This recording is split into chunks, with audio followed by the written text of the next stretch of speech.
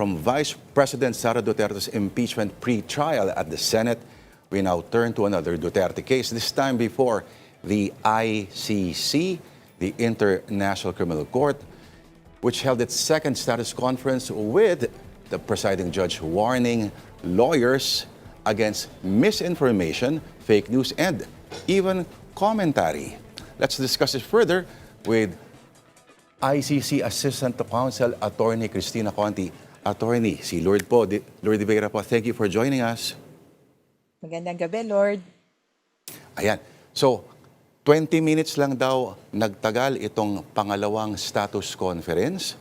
At ano raw po ba yung nagbunsod kay Judge Joanna Corner na bigyan ng petsa na kailangan mag-appear ang dating Pangulo Duterte na September 7? Well, una, kaya maikli lang. Maikli lang kasi maikli lang din talaga yung agenda at mabilis naman nilang na-dispatch siya yun. Pero yung sa dulo, yun nga yung sinasabi na, teka, una, parang politika na. Una, patungkol dun sa mga statements ng councils, mag-ingat kayo. And pangalawa, bakit ba laging absent itong akusado natin? Nagkaroon ng deadline in the sense na, sige, you are required to be present.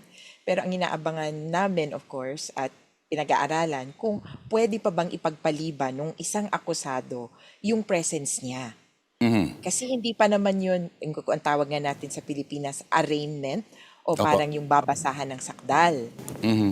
Kaya parang, ano kaya ito? So this is an appearance upon the request, probably, ganun ang kategorya, of the court. Pero hiningan po ng, kumbaga, parang medical results itong si Peter Haynes, yung legal counsel ni dating Pangulong Duterte. Attorney? Hindi naman si Peter Haynes lang. Sorry, opo. Oo, ang itsura kasi ng bago ng confirmation of charges, nagkaroon ng pagkakataon na nanghingi ng request, diba, to indefinitely suspend the proceedings and declare Duterte unfit to stand trial. Yes. Isang argumento nun ay pre-trial pa lang to, hindi pa to trial. Kaya sabi noong trial chamber ngayon, eto na yung chance. Wala nang nakapalag. Wala nang nakapalag, sabi. Kailangan mag-reassess yung mga dating independent panel of experts nung fitness, essentially, well, yung medical situation niya, pero essentially, it is the fitness to stand trial.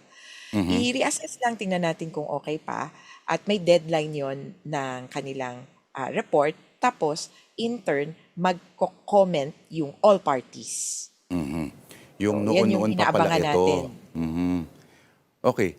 So, ang mga petsa po, no, ay September 7, October 13, at November 2. Ito yung mga susunod po na mga pagpupulong po dyan. Bago po ang November 30 na trial. May July pa. May July pa, okay? May July pa. Itong mga parang status conference settings, binanggit din naman na posibleng hindi matuloy kung hindi na kailangan. Okay. Mas ano lang to, parang pagtatansya, pero ang duda ko, isa o dalawa dyan ay, kumbaga, pwedeng ipagpaliban. Ako nga, ang iniisip ko, parang ang lapit nung November 2, tama ba, nung November 2 yung isa, no? Sa November 30 na start ng trial. Oo nga. Pero pwedeng, kumbaga, last minute. At katulad nitong hearing na to, mabilis lang. Parang, okay na ba tayo? Wala na bang problema? Tapos, adjournment na. So, ito namang mga status conference, ang esensya ay pag-check ng status. Yes. Hindi ito pagdinig sa merits, hindi ito pagdinig dun sa ebidensya. Sa totoo, dapat walang ganun kabigat na issue. Pero sa kanina, kahit nasabi na nating maikli, parang sa totoo, mabigat yung patama patungkol doon sa statements or Ayan. statements made by counsel out of court. Opo. Ano nga ho ba yung nagbunsad ng paglalabas po ni Judge Corner ng ganito, no? Kasi trials are not conducted by the court of public opinion but by this court through the course of this proceeding. And we see no reason why counsel should feel it necessary to make any comment to the media. The appropriate forum for counsels to raise matters is in the courtroom. Meron ho ba kaya siyang ano pang suspetsyon ninyo na nabasa niya from either side? Yung may specific siyang binabanggit na counsel eh. This is the former counsel, Nicholas Kaufman. And I would think it would be some statements made by that counsel about the decision of the court. Kung mapapansin nyo, hindi naman, ang tono po nito, hindi naman sa huwag niyong pag-usapan yung kaso. Hindi naman ganon. Ang ano niya ay huwag nating i-trial yung kaso sa media. Kaya kami rin sa bahagi ng victims, di syempre, o sige, hindi natin ilalabas, di natin pag-uusapan kung guilty ba o hindi sa media, pero okay rin naman na ipaliwanag ang bawat side, kumbaga, at kung anong nangyayari, katulad ng ginagawa natin ngayon. Pero kung pupuntahan mo na yung desisyon at sasabihin mo, alam, hindi ako agree dun sa judge. At ikaw ay party to the case. Yan yung parang nilalabas mo sa korte yung mga usapin. Kaya hindi ko kabisado yung mga sinabi ni Nicholas Kaufman, pero meron ako ding napansin na nilahad niya yung kanyang dissent o hindi pagtanggap dun sa desisyon ng korte. Mas parang dun siya nag-argue sa media, dun sa outside of the court. Yan talaga ang ayaw ng kahit na anumang korte. Oo. Pero may magagawa ba yung korte doon, attorney?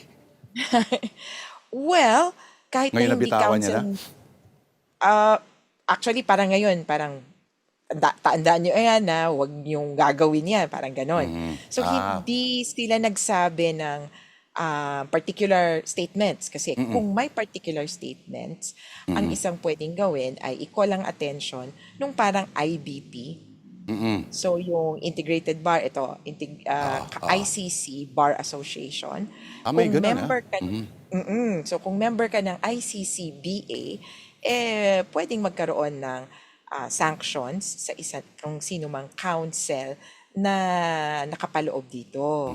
So, isa yon, pero walang sinabing ganun sa ngayon si Judge Corner.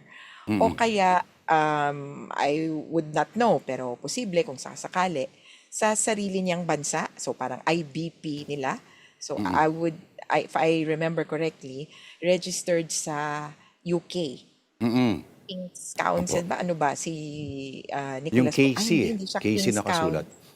Si Peter May Haynes Casey. Casey, oo. Oo, si Peter Haynes. Pero, ewan ko, stupid question to, Attorney Conti, anong kaibahan ng estilo nitong si Peter Haynes doon kay Nicholas Kaufman, kung merong bang observed na kaibahan?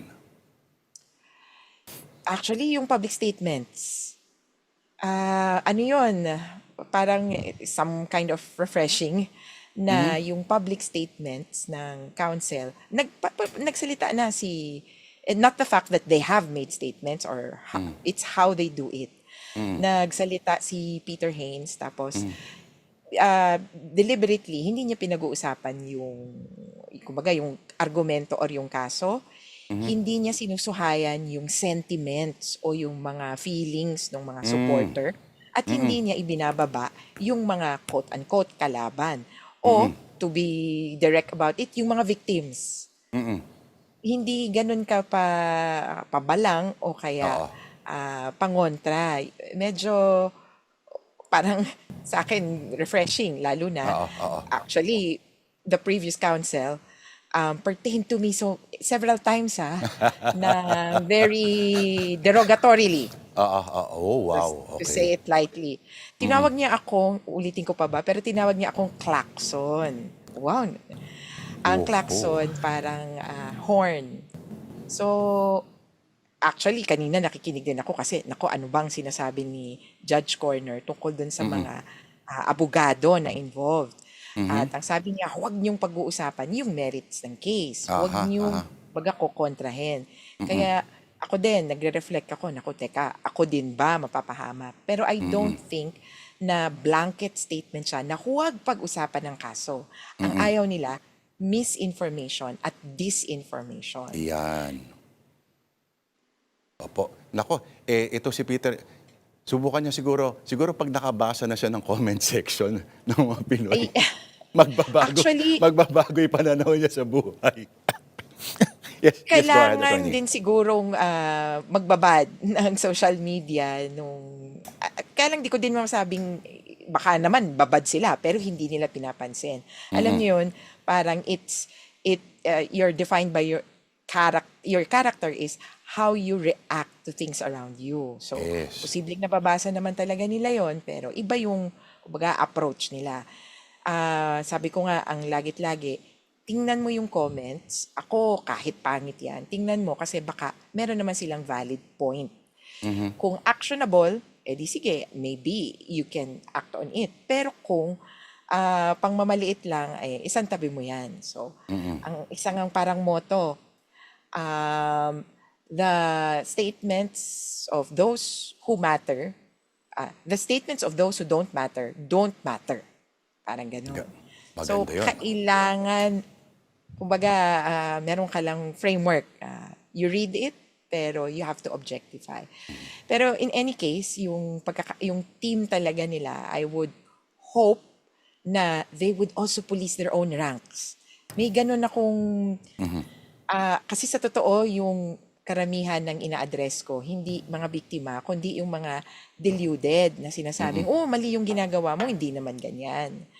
And I would say that would be their own ranks, kumbaga, kung in terms of people na dapat, kumbaga, ang dapat magpaliwanag sa mga taong kinakausap ko ay yung abogado ni Duterte, hindi po yung abogado ng mga biktima.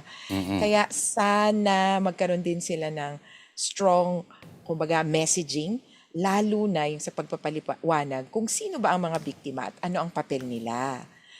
Kasi parang usually ang bitaw, no? Sasabihin nila, ang mga biktima dapat, una, peke. Hindi na dapat nagsilabas pa. At dahil nagsisinungaling, ay hindi totoo ang pinag-uusapan sa ICC. At wala dapat kaso. So, yun yung ultimo. Mali po yun. And then, pangalawa, na lahat ng biktima ay tinuturing nilang witness. O yung tipong, kapag nawala yung witness, hindi na rin matutuloy yung kaso. Sana walang ganung pananaw yung mga tao dyan. Alright. On that note, maraming salamat po sa oras na binigay niyo sa amin. ICC Assistant to Counsel Attorney Cristina Conti. Ma'am, maraming salamat po at magandang gabi sa inyo. Salamat. Maraming salamat sa opportunity na magpaliwanag.